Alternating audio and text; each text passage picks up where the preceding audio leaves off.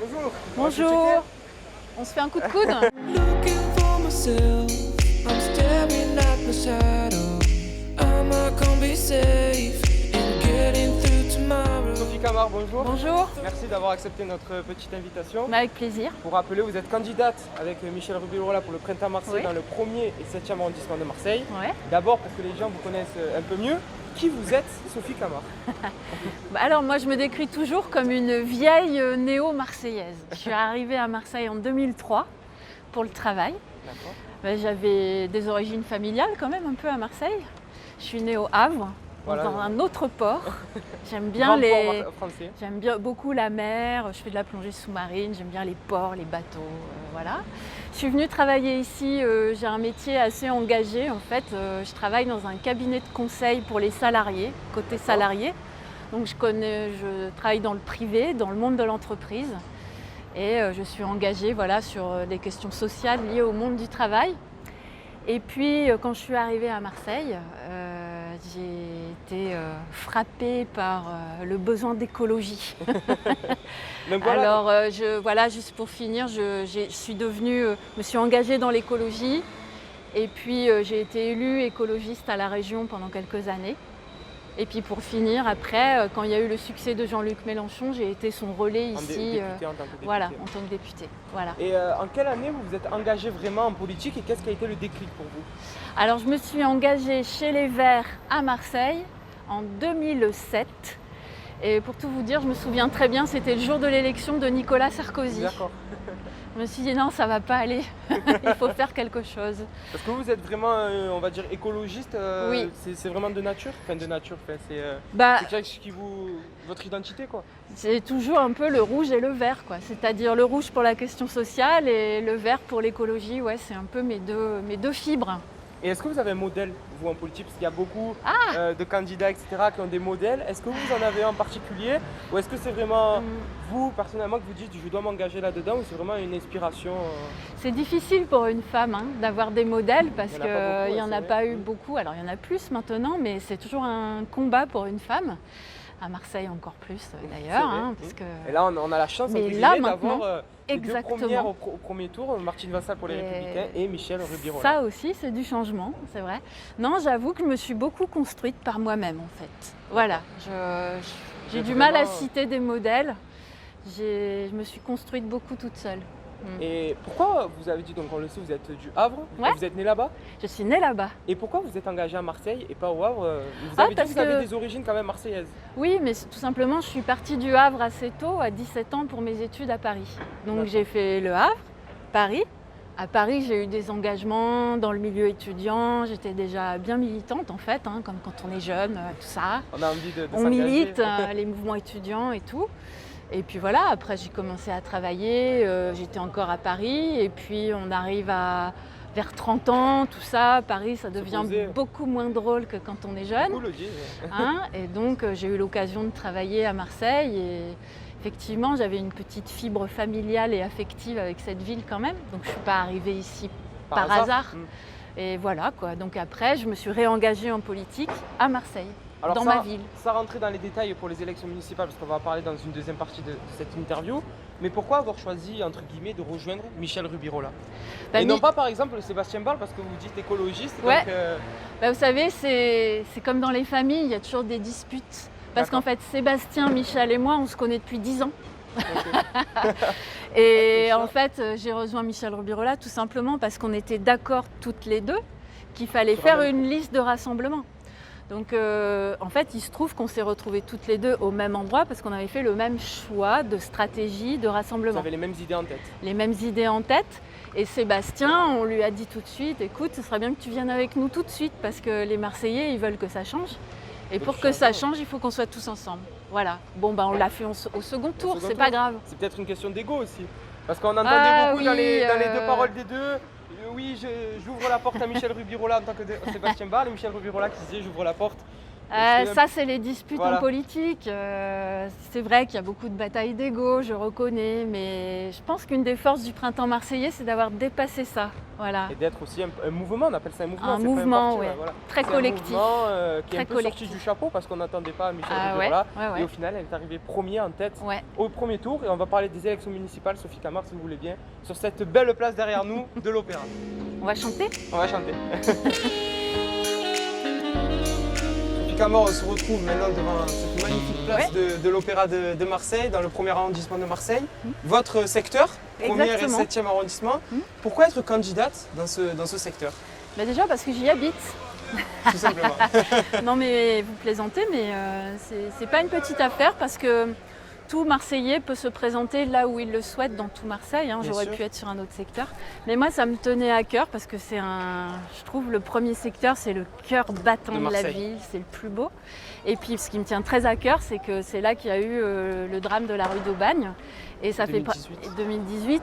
Et donc moi, j'ai très à cœur de m'attaquer à ce problème, enfin pas toute seule, mais Bien sûr, avec vos équipes. avec nos équipes, puisque en fait ce drame il a été le détonateur, un des détonateurs Bien du sûr. printemps marseillais, dans la mesure où c'est là qu'on s'est dit ça peut plus De durer la comme révolte. ça. Ouais, Ouais, voilà.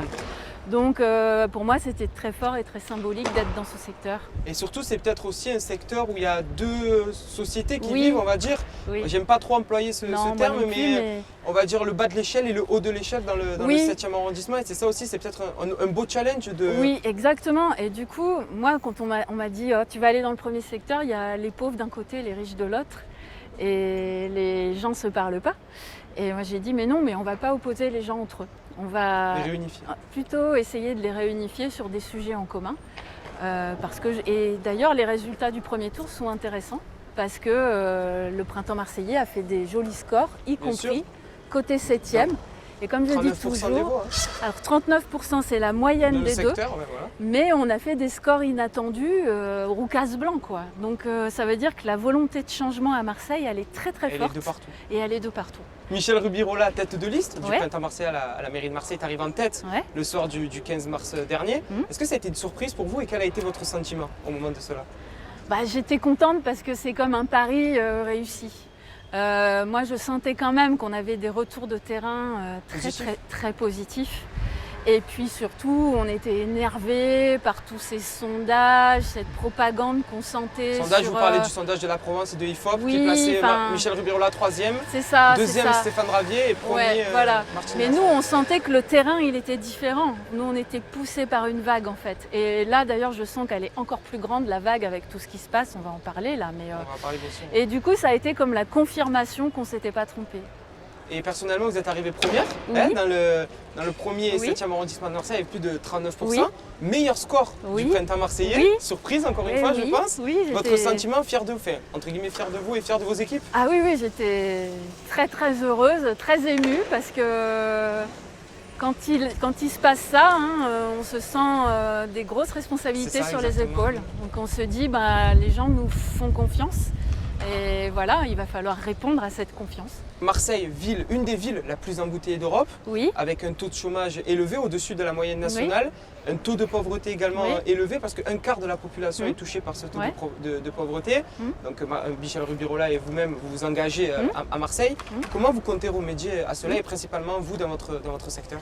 le gros sujet, c'est les transports. Vous savez que le manque de transport à Marseille, ça représente 1 à 2 points de chômage en réalité. D'ailleurs, qui fait partie des C'est priorités des des Marseillais. priorités des Marseillais parce qu'on sait très bien que l'emploi, il est beaucoup en dehors de Marseille et la population s'étend qui beaucoup, veut travailler, elle est à Marseille. Donc il y a un problème pour circuler Problème et d'équilibre. pour accéder à l'emploi au sein de Marseille, mais aussi en dehors. Il y a beaucoup d'emplois à Aix, autour de l'étang de Berre. Cité universitaire surtout. Et voilà, Mm. les étudiants. Et ça, pour ça, il faut comprendre que le 28 juin, on va élire aussi des élus à la métropole, indirectement. Et c'est la métropole qui est chargée de développer les transports. Et la métropole, aujourd'hui, elle est présidée par Madame Vassal.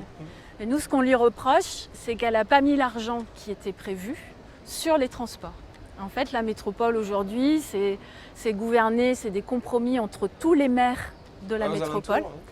Et on sait qu'il faudrait redistribuer l'argent au sein de cette métropole pour faire un vrai budget transport. On en aurait les moyens, mais c'est une volonté politique. Et vous Vous pensez, Et donc il faut changer aussi la majorité à la métropole pour trouver l'argent et développer les transports. vous pensez qu'elle n'a pas assez fait? Notamment, moi j'ai l'idée avec les transports en commun, donc vous Ouais. en parlez, avec cette fameuse voie réservée aux bus sur l'autoroute, notamment autoroute Nord.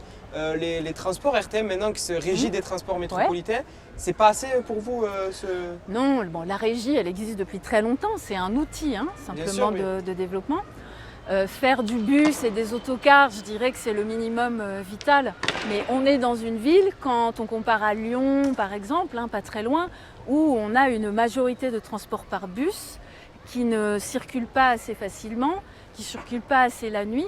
En fait, il nous manque des infrastructures En plus, voilà, de type tramway, métro, et c'est ça qui coûte cher. C'est sur ça qu'il faut mettre l'argent aujourd'hui. Hein, tout ce qui est, si vous voulez mettre du bus, on peut en rajouter d'ailleurs. Hein. On peut continuer à développer les couloirs de Des bus. voies, ouais. Ça permettrait d'améliorer les choses.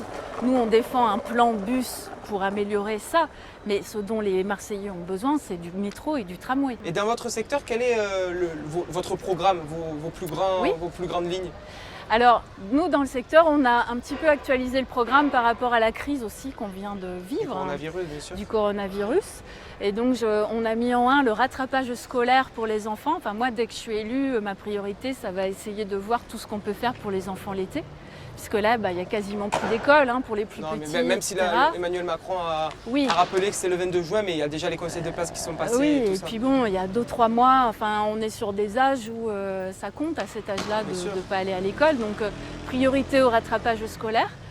On voudrait mettre en place aussi un conseil des associations pour l'aide alimentaire, c'est-à-dire qu'il y a eu beaucoup de solidarité citoyenne dans ce secteur, puisqu'il y a beaucoup de pauvreté. Comme on l'a dit, En 2 semaines, il y a eu beaucoup de gens en besoin qui avaient faim, quoi. Et donc, on voudrait améliorer ce système de solidarité en le coordonnant, en mettant un conseil des associations pour l'aide alimentaire pour qu'on puisse assurer le maillage, que ce soit bien distribué, bien organisé. Sur les transports, on en parlait, moi je garderai la piste cyclable de la Canebière et puis je ferai tout pour Rappelons que la Canebière est devenue récemment piétonne. piétonne. Et il y a aussi une piste Piste cyclable qui est provisoire pour le moment. Et donc il faut politiquement décider de la garder et donc de continuer les boucles de parcours en vélo. Donc ça fait partie des priorités. Avec l'étude d'un tramway ou d'un bus qui partirait de la Corderie à la place du 4 septembre. Voilà. Développer tout ce qui est mobilité électrique, les pôles l'autopartage, parce que ici c'est vite encombré, les rues, avec les embouteillages, les comme on en parlait tout à embouteillages, l'heure. etc. Il y a bien sûr, j'en ai parlé tout à l'heure, priorité au logement. Donc rue d'Aubagne, Noailles, lancer toutes les concertations, faire en sorte que les aides financières elles arrivent bien sur le terrain, Et d'ailleurs, avant porter plainte quand il le faut. Je voulais juste vous faire réagir sur ça, je viens d'y penser quand vous parlez de la rue d'Aubagne. Quelle est votre réaction sur ce que la Marseillaise, le journal Marseillaise a sorti concernant Jean-Luc Ricard, qui logeait un habitat qui était insalubre, plus de 4 mois sans douche. Quelle est votre réaction, qui notamment était un soutien de Yvan Berland? Yvan Berland l'a de suite mis à la porte. Oui, vous savez que ce n'est pas le seul élu, Bien sûr, ce qui est très grave et ce qui crée ce système. Et c'est ça, je pense que les Marseillais ont compris, qu'il y a un système face à eux qu'il faut changer pour vous. Faut changer. Parce que je ne sais plus, c'est le 4e ou 5e élu qui est pris la main dans le pot de confiture quand même. Où ici, ça fait bien d'investir dans la misère. Voilà. Mais c'est quand même, on va dire, c'est choquant. Il s'engage avec Yvan Berland. C'est un homme politique et il fait louer des bâtiments insalubres, sachant la dangerosité qu'on a eue. Bien sûr, c'est choquant. Et nous, pendant la campagne, on a été la seule liste à publier notre patrimoine.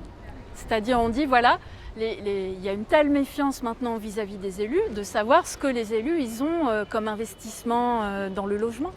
C'est-à-dire, est-ce que nous, on doit donner les garanties qu'on n'est pas des élus qui faisons la même chose.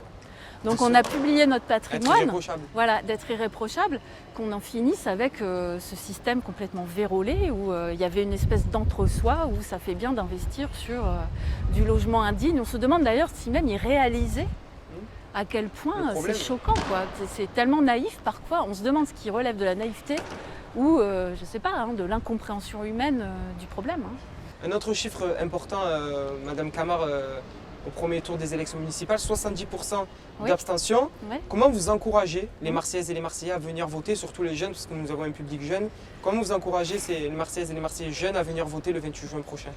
Je dirais qu'au premier tour, il y a eu la crise sanitaire aussi qui fait qu'il y a des gens qui ont eu peur. Bon, dans le premier secteur, il y avait déjà un élan. Ceux qui voulaient changer se sont beaucoup déplacés. Moi, j'ai eu 40% de participation quand même, mais c'est pas suffisant. Hein. 40% dans le premier secteur? Dans le premier secteur. Voilà, ok. Il y avait déjà eu un mouvement en faveur Important, du changement. Moi, je dirais, vous savez, il n'y a pas beaucoup d'élections qui sont aussi importantes que celle-ci dans la vie d'un citoyen. Celle-ci, vous pouvez changer les choses. Bien sûr, parce que c'est celle la plus proche de la personne. C'est la plus proche C'est de la la plus- personne, mais c'est surtout, La plus importante. je crois que les Marseillais sont en train de comprendre que ça peut changer. C'est-à-dire que nous, le printemps marseillais, on est arrivé en tête, on a créé la surprise. Là, en face, on a Martine Vassal qui est en train de On en parlera s'effondrer. tout à l'heure. Les gens sont dégoûtés, mais c'est pas souvent qu'on a l'occasion comme ça de changer une équipe et d'en mettre une autre. Et donc, ça vaut le coup. Des fois, il y a des élections où il n'y a pas de suspense. Hein. Bien sûr. Gaudin, il a été Jean-Claude réélu Gaudin, voilà, se plusieurs présenter, fois, c'était- il n'y avait pas trop d'enjeux, il était populaire, bon, les gens ne se déplacent pas trop parce qu'ils trouvent qu'il n'y a pas d'enjeu. Là, je pense qu'il peut y avoir plus de participation parce qu'il y a beaucoup de Marseillais qui sont en train de comprendre que c'est le moment où ça peut changer. Du changement. Ouais. Certains de vos adversaires dénoncent un parti, un mouvement mené par M. Jean-Luc Mélenchon. Ah. Vous en parliez tout à l'heure en première partie. Que répondez-vous à cela? Ah bah écoutez, Jean-Luc Mélenchon, je suis plutôt contente maintenant qu'il nous soutienne au second tour, mais il a complètement laissé faire le printemps marseillais au premier tour. Hein. Moi, j'ai participé à cette aventure de mon propre gré Oui, c'est avec vous qui avez décidé de tout rejoindre à fait, le printemps avec marseillais. d'autres militants de la France insoumise. Mais vraiment, quelle caricature du printemps marseillais. Le printemps marseillais, c'est toute la gauche. Notre tête de liste, elle vient de l'écologie. Bien sûr, parce qu'il faut rappeler que c'est Parti Socialiste, Parti Communiste Voilà. Français et LFI. Voilà, Michel Rebirola, elle vient de l'écologie. Benoît Payan, il vient du Parti Socialiste, Socialiste. oui. Jean-Marc Coppola du PC. Et puis, on a toute la composante citoyenne. Moi, sur ma liste du premier secteur, j'ai la majorité de mes candidats pour qui c'est le premier engagement en politique. C'est la première fois qu'ils sont candidats et ils ne sont pas étiquetés dans un parti Bien sûr, politique. Donc, je pense que non. Bon, mais je crois que les Marseillais, ils l'ont vu, hein, puisque y compris s'ils ont voté pour nous, c'est parce qu'ils étaient contents qu'on ait fait l'union. Et Donc, convaincus aussi, je pense. Et convaincus. Donc je crois que c'est une caricature, c'est pour faire peur aux gens, parce que Jean-Luc Mélenchon, il est un peu clivant. Alors on se dit on va faire peur aux gens en disant que c'est Jean-Luc Mélenchon, mais déjà ça fait plaisir aux électeurs de Jean-Luc Mélenchon, donc c'est pas très malin. Mais surtout les gens ils voient bien qu'on est un rassemblement beaucoup Un plus mouvement, large. ouais. Voilà. Un mouvement de révolte, Bien sûr. comme vous le disiez tout à Ouais. l'heure. Une dernière petite question sur les élections municipales, après on parlera de l'actualité avec ces fameuses manifestations. Quand on voit l'actualité des élections municipales, Martine Vassal avec les fameuses procurations fausses, vous en avez parlé avec le printemps marseillais, plus de 4000. On voit qu'il y a, C'est bien qu'il y a ça. de l'entraînement, Tiens, voilà, ça fait plaisir. Que pensez-vous de cela? Quel est votre sentiment sur cela? Est-ce que c'est vraiment la chute de Madame Vassal? Moi je pense qu'on vit un moment historique là. Vous pensez? Ah oui, oui, oui. Je sais qu'à droite, ils ont honte. Je sais que ça donne une mauvaise image, y compris des électeurs de droite. Vous savez, on peut être de droite. Moi, je respecte tout le monde Bien sûr. d'ailleurs. Il faut respecter tout Il le faut respecter tout le monde, mais se retrouver comme ça, exposé à de la triche, même toute la campagne qu'elle fait, vous parliez ils ont fait des affiches avec Mélenchon qui n'est pas candidat. Enfin, je veux dire, c'est Bien sûr. dégueulasse. Et même il y a eu des agressions. Hein. Il y a Bruno eu Gilles, des- qui a- voilà, les enfin, colistiers de Bruno Gilles ont été Qu'est-ce que agressés. c'est que cette campagne où on parle de péril rouge, on fait des fausses affiches, il y a de la fraude, c'est horrible, horrible. Mais est-ce que vous y croyez quand Martine Vassal dit qu'elle ne savait pas que... Non, j'y crois pas du Vous y tout. croyez non. pas du tout On sait très bien que c'est organisé. On sait très bien, moi je sais que dans le premier secteur, la candidate Madame Bernasconi, elle a donné consigne à chacun de ses candidats de ramener 40 procurations. On le sait, les gens nous le disent. Yves Morenne, il envoie un mail et dit bah oui, c'est moi qui l'ai fait. Hein. Il a déclaré, voilà. Mais en fait, c'est ce que je vous disais, il y a même une forme de naïveté des fois dans leur réaction, c'est-à-dire qu'on a affaire à une équipe qui est là depuis tellement longtemps, C'est qui banal pensent qu'ils pour eux. ont tous les droits. Voilà, ils ont tous les droits. Donc, et ça, je crois que les gens, ils en ont vraiment marre. Et concernant cela, donc la chute Vassal, peut-être ça va se ressentir lors des élections. Stéphane Ravier, qui est arrivé troisième, juste derrière Martine Vassal, on va dire seul contre tous, hein, on va pas se le cacher. Bruno Gilles aussi, très compliqué pour lui, qui se maintient dans la mairie centrale. Sébastien Barle, donc les électeurs de Sébastien Barle vont sûrement voter pour le représentant marseillais. Oui. Yvon Berland qui se maintient seulement dans le 6-8, donc peut-être aussi des électeurs qui vont potentiellement voter pour le PM. Et Samia Ghali avec Marseille en Ventoux qui est arrivé dernier, donc aussi potentiellement des électeurs pour le représentant marseillais. Ça fait beaucoup, donc peut-être la victoire est déjà là. Et la victoire est là, j'ai envie de dire. La victoire est là, comme on dit sur les affiches. C'est pour ça. Et ben voilà, vous l'avez dit. Je rappelle que la liste de Sébastien Barle, qui est donc écolo, 9%, donc c'est pas... on a fusionné, hein, donc les électeurs, nous, on est la seule liste en fait, qui a finalement, à avoir vraiment fusionné avec une autre liste. Donc effectivement, ça rassemble encore plus. On est la seule liste, alors le RN est présent dans tous les secteurs, mais nous on est présent dans 7 secteurs sur 8, donc on a beaucoup de chance. On peut gagner dans le 6-8 et le 11-12 parce que c'est des quadrangulaires, c'est un petit peu technique. Mais le maintien de En Marche, le maintien du candidat de Bruno Gilles dans le 11-12 fait que ça divise en fait le camp à droite, si vous voulez. Alors le 12 c'est Yannick Ohanessian. Yannick Ohanessian, et du coup nous on pense qu'on a nos chances de passer en fait. Donc si on remporte 4, 5 voire 6 secteurs, on gagne la ville. Dernier petit sujet à aborder, c'est bien sûr l'actualité, les manifestations contre les violences policières. On en a vu à Marseille samedi dernier avec une des sœurs d'Adama Traoré. Quel est votre sentiment sur cela? Moi je vous disais, quand j'étais jeune, j'étais très militante, donc je comprends très bien la révolte antiraciste. Je vois bien l'émotion que ça suscite. Après, je pense qu'il faut faire attention à ne pas discréditer ce mouvement par toutes ces violences en fin de manifestation. Moi, je condamne très clairement les violences, mais ça, c'est un sujet qui n'est pas lié simplement à ces manifestations-là. On a un problème de violence maintenant récurrente en fin de manifestation. Avec, vous savez, c'est un cycle qu'on n'arrive pas à briser entre certains manifestants, la police qui répond aux manifestants, et c'est ce qu'on appelle une spirale. Et généralement, ce ne sont même pas des manifestants, c'est ce qu'on appelle les Black Blocs. Et ça, c'est vraiment une maladie de ces dernières années qui fait que ça rebute aussi certains qui voudraient venir manifester, qui n'y vont plus. Et donc, il faut faire attention. Donc moi, je ferai la distinction entre la lutte antiraciste, qui me paraît, surtout logique et normale, quoi. Et puis le fait que, attention à ces provocations et à ces violences, moi je les cautionne pas. Et est-ce que vous pensez que la décision de Christophe Castaner qui a voulu retirer la méthode d'étranglement est une bonne décision, ou alors c'est mettre en porte-à-faux la police? Parce qu'il faut rappeler que Christophe Castaner, c'est le premier flic de France. Je pense que le problème, c'est que M. Castaner, il passe un peu de tout rien. On voit bien que le problème, c'est pas tellement de prendre une position pour ou contre, c'est de concerter. Je crois qu'il a surpris lui-même la police. Donc moi, je suis pour une police républicaine, et je pense que il faudrait beaucoup travailler sur les méthodes de la police. Je pense que depuis... À l'école de police aussi. Voilà, donc je pense qu'il était temps quand même qu'on aborde le sujet des violences policières et du rapport de la police avec les citoyens. C'est pas normal d'avoir peur de la police. C'est pas normal de se sentir menacé. Est-ce que vous avez peur de la police? Ça dépend. Normalement non, j'ai rien à me reprocher. Mais c'est vrai que parfois, il m'arrive de manifester, moi par exemple, quand ça dégénère, oui, c'est pas rassurant. Et puis parfois on a besoin d'eux. Et parfois, on ressent des injustices aussi. Je trouve nous en tout cas, on n'est pas contre la police, pas du tout. Mais on pense que c'est même contre eux ce qui se passe, parce qu'il y a une grande méfiance maintenant entre la population et la police. Il y a un fossé qui s'est creusé.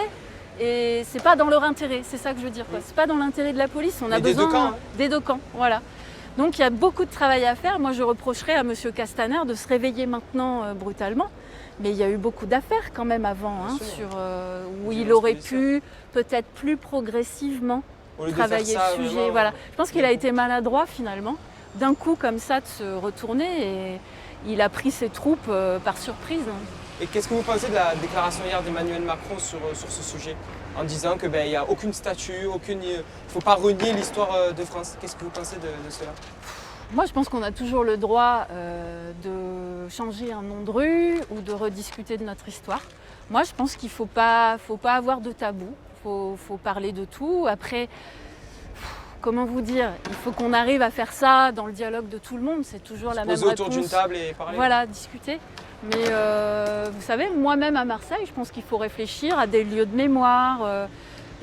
C'est vrai qu'on est une ville riche de communautés différentes. C'est vraiment Marseille, c'est vraiment une identité cosmopolite. Voilà, et ça se retrouve pas, je trouve, suffisamment Dans la ville. dans la ville.